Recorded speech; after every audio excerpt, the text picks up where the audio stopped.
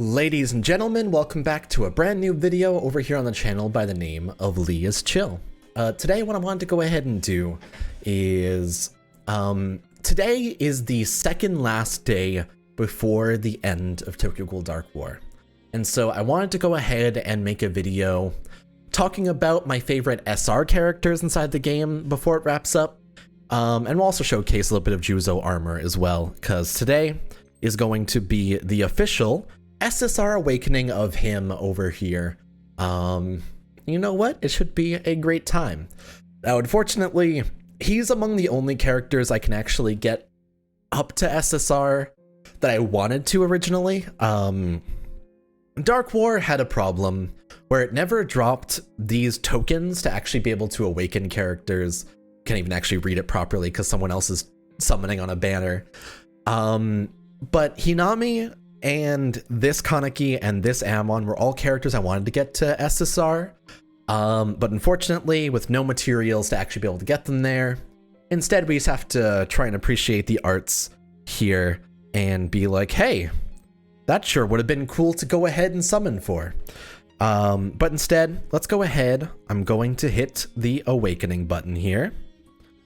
He goes up to SSR, which is much better. And honestly, it doesn't actually power him up that much. Honestly, he's just kind of stuck at the same power level, but he still is pretty goddamn cool. And I know a lot of people use this Juzo along the game's lifespan to be able to get the early game done. And let's talk about some of the better SRs inside the game that I think really could have used that extra little bump to SSR. So here are going to be my 5 favorite SR characters from Tokyo Ghoul Dark War, and we're gonna go ahead and start with my number 1 favorite, and the one of which I used from the beginning of the game all the way until close to the end. I want to say Nora was a little bit better than him, but here we have Kishorima from his prime, his glory days, the one from Jack. And he is absolutely incredible. He was this DPS character that a lot of people used. Pretty much when the game first came out, there were 2 camps. I went with the Kishorima camp because I like Arima a lot. But the other camp was the Kaeya Black Dog one. Both of which were very good DPS characters. It was just a matter of what you wanted for your team. I think Black Dog was a little bit better, but I never actually ended up using her. But he's incredible. You can see here he has the slash with both Quinkes, dealing damage to enemies in front of him. He has thrust Quinkes forward, deals damage to enemies in a straight line. And he has attacks with Quinkes multiple times, dealing damage to enemies in front of him and increases attack speed. So he had that attack speed buff. He used a lot of normal attacks. His passive is, after using a skill, the next 3 normal attacks deal bonus damage and will reduce the target's HP regeneration. And so he had a built-in anti-heal. He had the extra little bit of buff from his passive. It was just a very, very reliable character a lot of the time. And I absolutely love him. In some other timeline, he definitely gets all the way to fame level 20 for me, but definitely not in this one. He was very cool, and I will definitely miss using Kishorima here. And for second place, I actually am going to show off Kaeya Black Dog. So she was the other DPS character a lot of people used before we got the big updates with the golden SSRs. And so she was extremely powerful. She had very high multipliers, and we can actually read this. Slashes enemies around her, not him, her, but sure. Dealing damage and increasing Kaeya's movement speed for a couple of seconds. Launches multiple shards in front of her, dealing damage to enemies. And jumps in the air and slams Kagune into the ground, dealing massive damage to all surrounding enemies. That's typical. That's Dark War stuff. They sometimes just double up on words. Add a deceleration effect to bleeding targets attacked by Claw Shadow. Still no idea what Claw Shadow is, because this is called Shadow Claw. But you know. Actually, I just clicked the diamonds thing. And ignore the portion or a portion of the enemy's P defense and S defense equal to caster's attack. And so this passive is definitely the reason why she was so good. because she had a built-in defense ignore pretty much, of which every single character inside the game would have a percentage lost automatically, especially on like big bosses like Tatara, for example. She just worked really well. And so she was definitely a contender for best SR in the game. If she got the awakening like the other characters are supposed to get from this, I think she would have been like probably one of the best characters in the game because of that. But unfortunately, her tokens were never made available, and so we never will truly know how good she could have been. Still a very cool character, and definitely those were the two camps people fell into, Arima or Black Dog. But if we go ahead and scroll down here a little bit, my other favorite SRs in the game include, I guess we'll go for the other DPS for now. Because the other two I want to talk about are completely separate from this. But this is Kaneki Rinkaku. He was very relevant in the early parts of the game, and he ended up turning into more of a defense type DPS because of how his passive works. But he was very strong because of it. So let's go ahead and look at his skills a little bit. Bombard launches 4 simultaneous Rinkaku Kugune at one target, dealing massive damage. It actually isn't that massive of damage. It was like bottom 5 multipliers, but still pretty okay. Torture unleashes Kagune and relentlessly strikes enemies in front of him 4 times, so he does the big pokes. And then Hell Lash launches an aerial attack and burrows Kagune into the ground, doing massive damage to enemies with an area of effect. So he doesn't actually have any like passive buffs on his abilities or anything that makes him especially stronger. Most of the reason why you want to use him is because of this passive.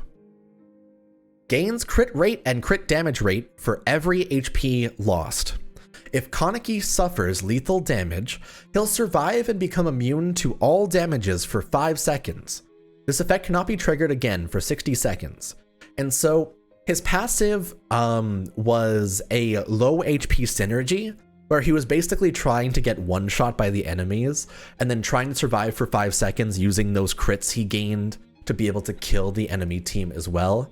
And especially during early parts of Noro destroying people inside PvP, he was one of the ones that could actually survive the initial Noro pop-off and then be able to get some sort of damage done back to him, which was a huge help with trying to actually beat them. So definitely very good unit.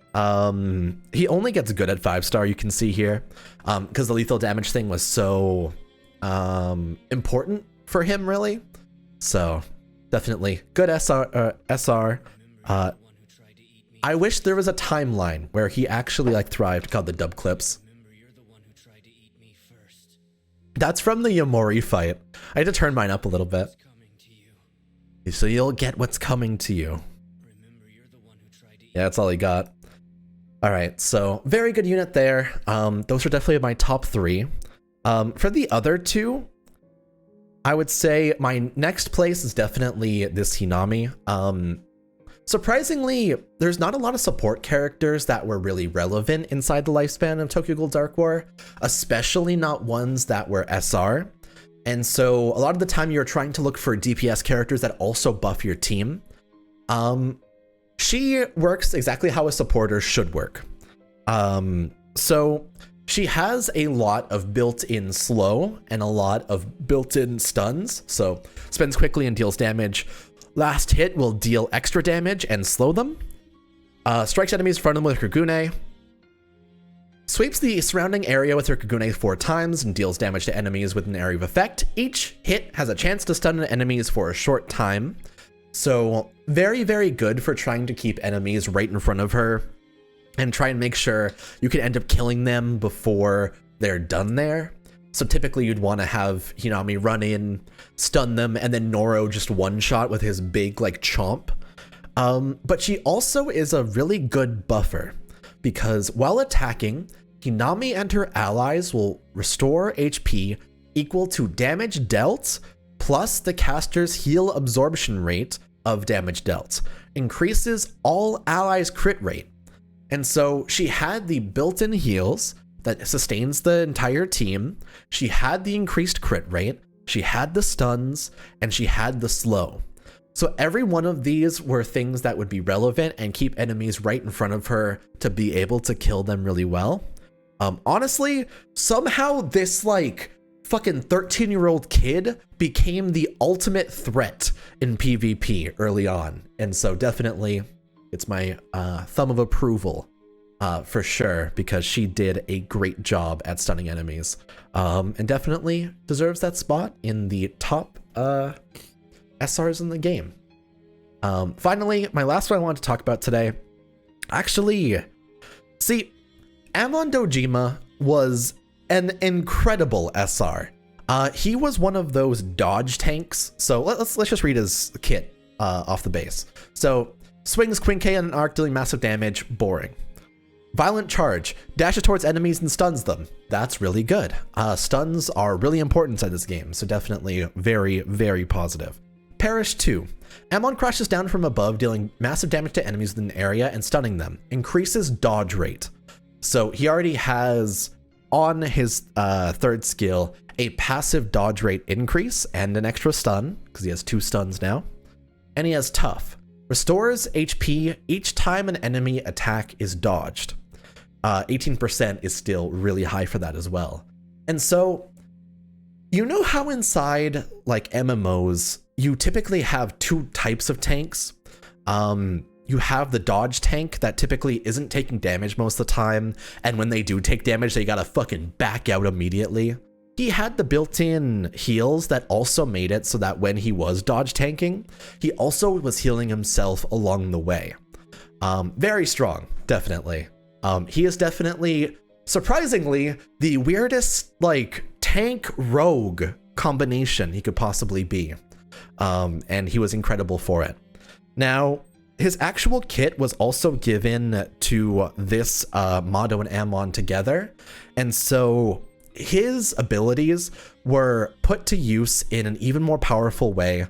You can see here, actually, it doesn't actually stun the enemies here, just pulls them towards him. And stuns enemies within a certain area. So yeah, SR Ammon, because he never really became super relevant for me, instead I decided to go for this one because I knew that he would be relevant inside this character. But either way, he was so good, they ended up putting him into a dual character because of that. And definitely it made him even better over there. But the actual SR character was incredible. I definitely wish I would have used him early on, but instead I decided to use fucking R Ammon or NR Ammon instead, because he was just the easy one to invest in. He's also like this, he's lower than SR, but he's one of these like characters that were really important early on to max out because he was super relevant. And yeah, that's gonna go ahead and do it for the SR characters that I think really stood out inside this game. There are 5 really, really good ones, I would say, but all throughout, many of these characters, I would say, could have been relevant. It really would have mattered to get these awakening tokens slowly through, like, it would have been cool if they were dropped through, like, festivals for the character, for example, or maybe, like, give, like, an awakening of their weapons alongside their awakening tokens, maybe. But definitely, most of them turned out to not really be relevant because they needed those extra tokens to upgrade to SSR. And that, unfortunately, is just how it goes for Dark War. I'm gonna really miss this game. I think the game did a good job of making like the early parts of the game really feel like you were experimenting. When you're like first starting a game from the beginning and like really trying to figure out what works, what's relevant, and there's not really a big community around it as well, it becomes very conversational, talking about which units are worth it, which ones are good. And I think that early on Dark War had a lot of that. There's this major feeling of like community around it in trying to figure out team building and which ones to focus on and which ones to go for. And it meant a lot to me. Honestly, the first 6 months of Dark War were probably like the most like dopamine filled, really enjoyable, just like Tokyo Ghoul hyped things that could have possibly happened, and I really do appreciate this game for it. Honestly, I think that it's going to be a major loss to have lost this game anyway, and I'm really sad about it.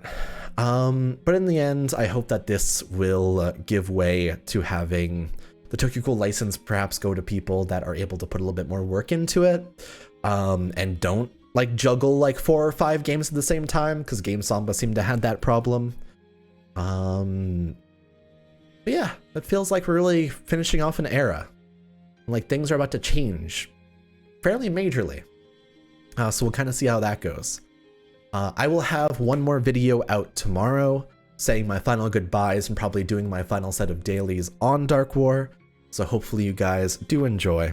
Unfortunately, no more last splashes here, so no more summons coming from me. But thank you so much for watching. Take it easy, and I'll see you guys on the next video. Bye, everybody.